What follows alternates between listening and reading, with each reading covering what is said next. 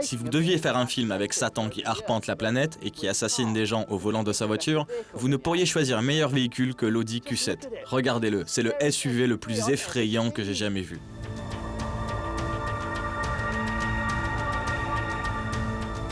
Il est gros, il est musclé et il inspire la crainte sur les routes.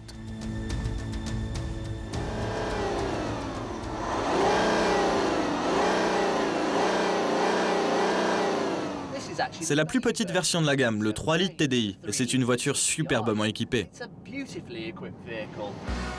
Mais elle fournirait quand même au prince des ténèbres une splendeur opulente et silencieuse pour traquer ses proies. La vie de Belzébuth serait en fait bien plus facile avec cette voiture.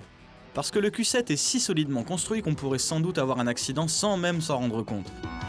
Le résultat de tout ça, c'est que le Q7 se comporte super bien pour un 4x4 et qu'il offre toute la grâce et le sang-froid que l'on attend d'une Audi. Bien sûr, c'est un véhicule très lourd avec un centre de gravité relativement haut. Alors il ne faut pas oublier d'aborder les virages avec un minimum de prudence.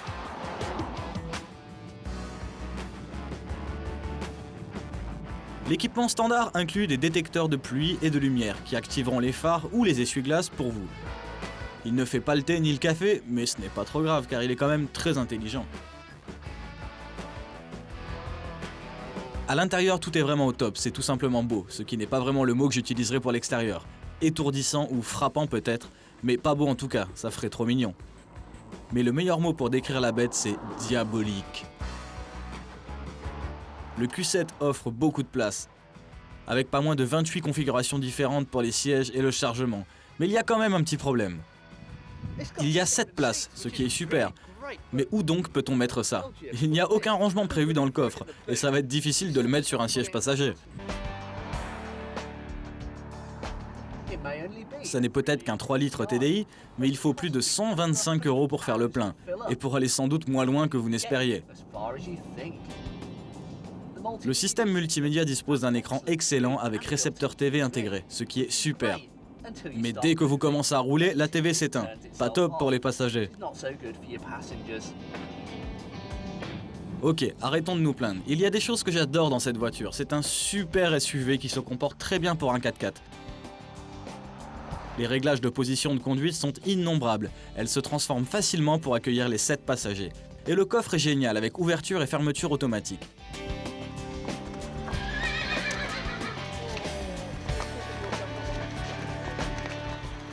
Mais il y a encore un test qui doit être fait si on veut éviter les lettres d'insultes des amateurs de 4x4. Et pour celui-là, je vais prendre la route de chez moi.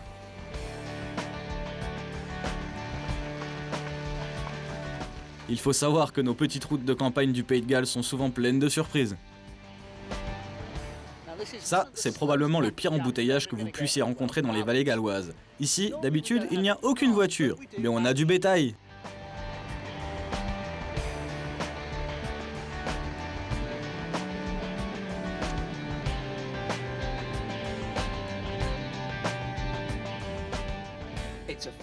C'est un 4x4. En tout cas, il l'annonce et il en a le look. Mais peut-il le prouver dans les chemins boueux? Pour le mettre à l'épreuve, j'ai décidé d'utiliser le compagnon à poil de ma sœur, un Jack Russell obsédé de la marche qui porte le doux nom de Nelly, le parfait compagnon pour une balade dans les bois. Pour ce test, le chien utilisera ses 4 pattes, alors que j'aurai moi le système 4 roues motrices Quattro du Q7. Mais il y a une vraie méthode derrière ma folie, car dans mon plan rusé, j'ai prévu que dans le pire scénario, si je reste planté avec le Q7, je pourrais envoyer le chien avec un petit mot. Envoyer tracteur, explication plus tard. Mais à mon grand soulagement, le Q7 s'en est sorti royalement. Comme un hippo dans un bas de boue. Les bips des radars de proximité étaient quand même un peu ennuyeux, à chaque fois qu'on passait près d'un arbre, ce qui est fréquent dans un bois.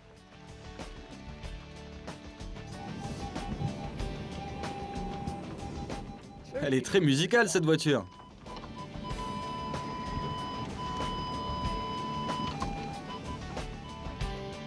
Mais heureusement, j'ai fini par trouver le réglage du volume, et après quelques minutes, le Q7 a atteint le bas de la forêt avec l'aide de la gravité, mais arriverait-il à le faire dans l'autre sens, ou devrais-je faire appel à la scie?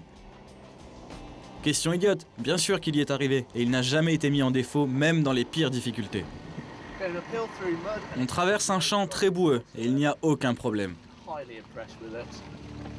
Ah, ce truc fait vraiment peur. Quand ça apparaît dans votre rétroviseur, ça fait sursauter. Comme si on avait un hélico Apache qui apparaissait derrière une colline. C'est aussi une super voiture à conduire, même si elle est un peu lourde et plutôt chère avec tous ces gadgets. Et cette télé qui s'éteint toute seule, c'est vraiment mesquin. On paye un prix dingue et les passagers ne peuvent même pas regarder l'écran quand on roule. C'est donc ça l'Audi Q7, une voiture trop chère mais superbement fabriquée avec un design à mourir. Un véritable must pour les entrepreneurs, les architectes et les satanistes.